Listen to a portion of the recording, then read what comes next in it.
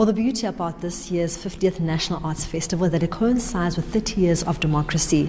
The importance of arts throughout the years has been how it's been able to tell the untold stories.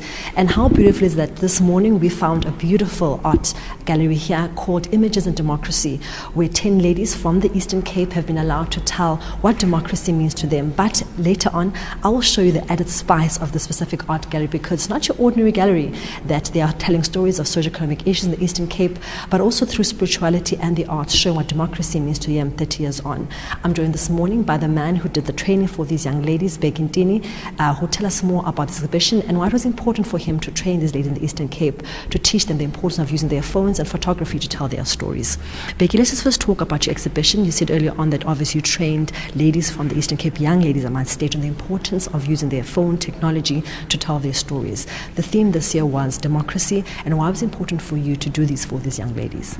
I think for us it was very important for us to give them the opportunity to reflect on what democracy is for them, and for them basically to highlight what democracy is and highlight issues within their communities. And so what we have within the exhibition therefore is a reflection of that. So it's a reflection of celebratory moments, it's a reflection of challenging moments within their communities. So what they've done is that they've produced works that speak to issues of spirituality, but most importantly issues of roles that women play within their communities, and they highlight the important factor of women as a fabric of our societies, and the role that women also play within the economic sector, the role that women play in spirituality and holding together our societies and our communities. So this exhibition is a reflection of that. It largely reflects these ideas that these young women have about their communities, and largely the role that women play in their societies. Big key to your training was also ensuring that these ladies keep up with the modern times. You see journalism now is more moving online using phones, and you're saying that you're training them specifically on how to show them that with your phone you can tell the story yourself and better depict it yourself. How important was it to make sure that they keep a beat with the recent technologies and also teach them the importance of telling their own stories through their phones? Absolutely. I think they have to move with the times, and I think this is a great opportunity for photography to work together with new technologies, and it's another way of how imagery can be used with the new technologies, and that allows then the viewers to come through and experience the story behind the image. So what you see here is normal images, but some of them have been embedded with videos and stories and sound and text, that can allow the viewer to get more information about what this image is about. Now, someone who's obviously watching now would probably be ask what exactly are you speaking about, because when they see these images it all looks just like beautiful art on a wall.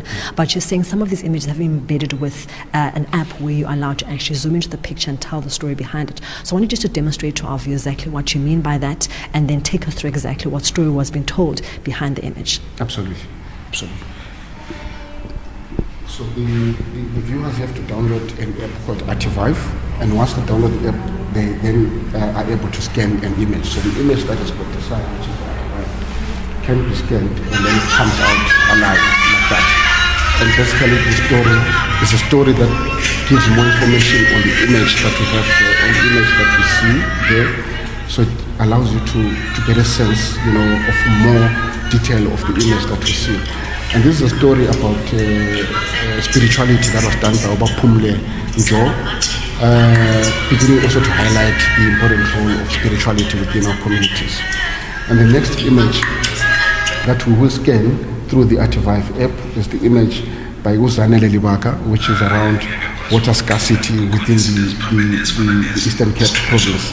But also the story that Uzanele tells is also that of hope and of how, beginning to come up with solutions in terms of how we can deal with the challenge of water scarcity. So this is a very important story within the community, and we then have used new technologies as well to try and enhance that storytelling element as well.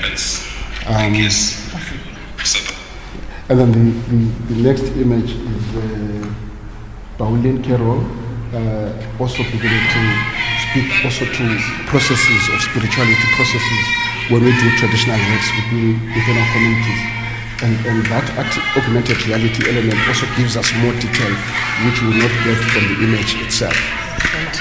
example, that was Bekintini, an artist who has taken his skill to upskill young women in the Eastern Cape. And as you can see for yourself, if you walk through here, it's not just ordinary art, it's augmented images, that behind the picture there's a story of democracy, spirituality, celebrating the arts through 30 years of democracy. And I can best assure you that if you come to the Arts Festival, you're going to be spoiled for choice.